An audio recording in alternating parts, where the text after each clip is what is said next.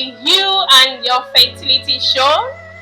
You and Your Fertility show is a total package of fertility information where I bring to you all you need to know about fertility conditions, fertility treatment options, and how you can handle fertility issues without allowing it to take the best parts of you. Today on You and Your Fertility show, I'll be taking you through one of my fertility blog posts titled How to Calculate Your Ovulation Cycle and Get Pregnant. My name is Dr. Benney Ojo. Come ride with me. We touch, we break, make it seem like we feel the same. We love what we hate. We lie, but we know that we can't water what doesn't grow. Give up, let it go. But we fell apart just in time. Okay, so we are going to be looking at how to calculate your ovulation and for pregnancy.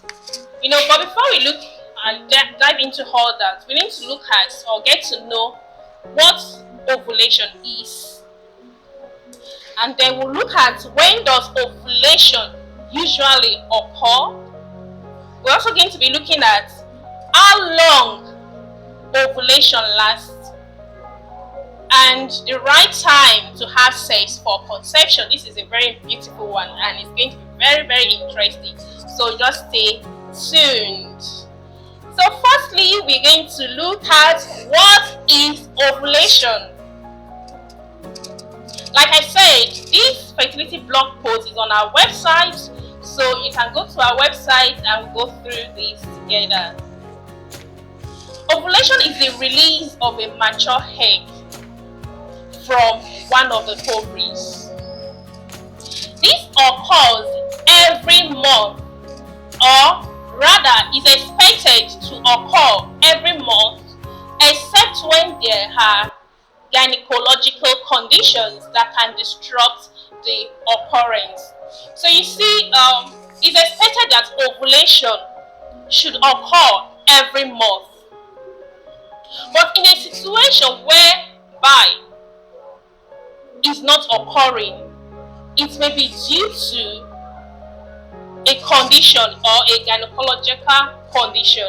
And in one of our posts, I talked about stress having a negative impact on ovulation.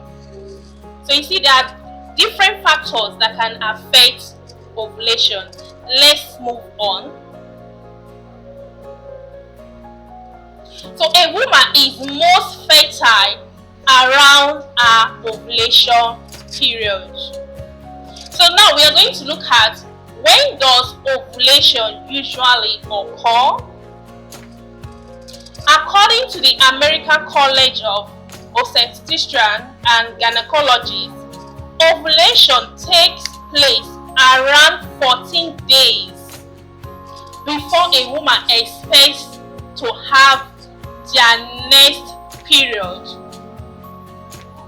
If the monthly cycle is 28 days, this will only work. Ovulation will only occur on the 14th day for a woman that has a period every 28 days. So it's not a one size fits all. So for those women that usually will have their menses come on the 28th day of the month, then ovulation is expected to occur on the 14th day. You get that? The most common pattern for women whose cycles are regular is for ovulation to occur 14 days before the next period is due. But if your cycles aren't regular, that means if you're not having your menses come every 28th day, it simply means ovulation will not occur on day 14. You see, over the years I have discovered that this is where many women miss it, because women so many generalize that ovulation will occur on day 14. No, it's not always the case. So if your monthly flow, if your menses is not occurring every 28 days of a month, then it's expected that your ovulation is not going to occur on the 14th. So now we're going to be looking at how long does ovulation last. Ovulation lasts between 12 and 24 hours. This is how long the egg released by the ovary is visible. So ovulation is going to last within 12 to 24 hours. By 12 to 24 hours after ovulation, a woman is no longer able to get pregnant during that menstrual cycle, because the egg is no longer in the fallopian tube. So like I said, God perfected this whole thing. You know, ovulation is expected to last within 12 to 24 hours. And so by the time the egg is released, it will move through the fallopian tube and stay there waiting for the sperm, so your egg can be fertilized. So this is the simple process.